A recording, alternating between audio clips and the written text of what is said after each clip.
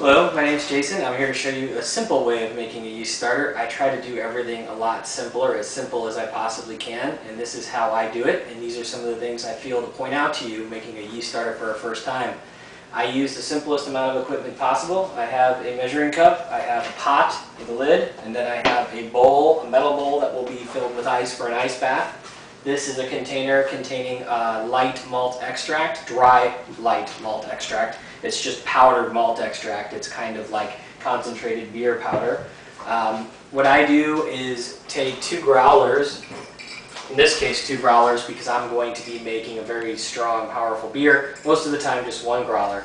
I found the most you can get in there, and you want to put as much in there as you can, is about 4 cups of water. And if you add 1 1/4 cup of dry malt extract, you're going to have about a 1050 starting gravity. That's a good baseline for any beer.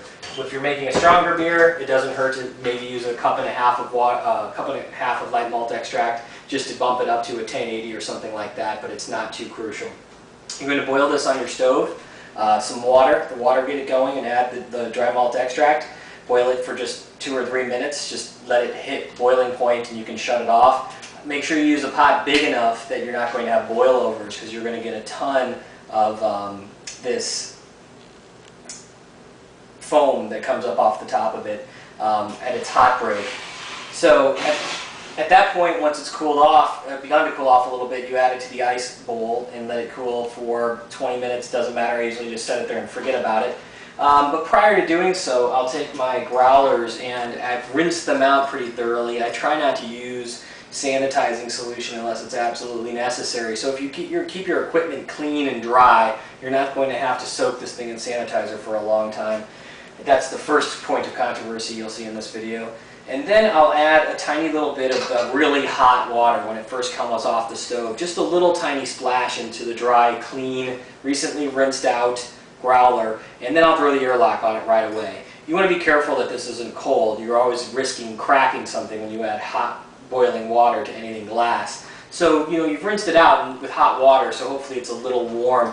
That hot boiling wort that you add in there, just a splash of it, like maybe a 1/4 cup, give it a little swirl, put the top on it, and you feel pretty confident that what's in there is sanitary from heat. That's going to be sitting there as the rest of this is cooling in the ice. When you come back 20 minutes later, you've got your nice cool wort. Don't use your finger, it's not sanitary. Feels cool to me. Make sure your finger's clean. Pop it open. This is another point that I do things a little differently. And you want to try to pour your wort in here from as much height as possible. You're capturing the air and the oxygen in the air as it goes in. And that splashing effect is adding oxygen to the wort. Putting a lid on it and shaking it might do the same amount, but I figure there's only so much oxygen in there. When you're sealing it up and shaking it, well, you're getting as much as you can and nothing more than what's already in there. Another thing you might want to add is this is yeast wine nutrient blend. I've heard that the wine nutrient blend has more nutrient in it than the beer nutrient blend. If you look at the ingredients, or maybe it was just something that someone had told me. It was something someone had just told me. There are no ingredients. This is measured out for using in 5 gallons, so 2.2 grams, which is a half a teaspoon for 5 gallons. I just put like a little tiny pinch in there. A little bit of yeast nutrient doesn't hurt. The third major point I guess I'm making here that I don't see said in other videos, the first being not worrying about the sanitizing so much as using heat. The second being pouring your wort and getting some oxygen in there. The third would be when it comes time to pitch this into your beer, you're going to have a lot of sediment at the bottom. It's not dead yeast, it's not dull yeast, it's not uninteresting yeast, it's good yeast. It's as good of yeast as what's in solution.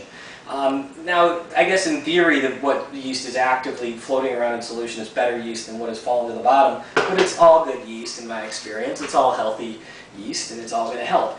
I found that when I don't shake it up prior to pitching it, I pitch in different carboys, 5-gallon carboys. The carboy that got the bottom trube, let's call it, of the yeast that had settled the bottom is the most active and best attenuating, that is, best fermenting out to completion of the 3 carboys. So don't be afraid to give it a shake prior to pitching it into your beers. This is a smack pack here from Yeast. You can also buy a tube of White Labs or whatever else you'd like. These are the best. I don't use dry yeast. I find I have the best experience with this. It's good healthy yeast and it's been sanitized. You're putting a very large colony in here, enough for 5 gallons of beer, they say, and you're putting it all inside of this very small, tiny beer you made with just 4 cups of water.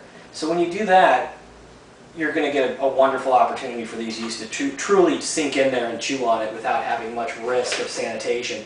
So I don't bother spraying or cleaning or messing around with getting anything that's going to be toxic on the outside of this box or in any of my other equipment. I pitch it right in there. I've got my airlock on there. It's going to sit for 2 or 3 days. I'm doing a strong one right now because I'm making a nice strong beer.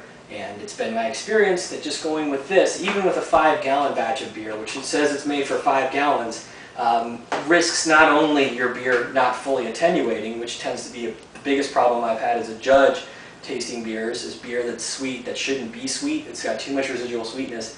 And it also runs the risk that if there was any ambient bacteria in the environment, it's going to have an opportunity to get its flavors in there before the yeast fully chew through all that sugar and push the bacteria aside.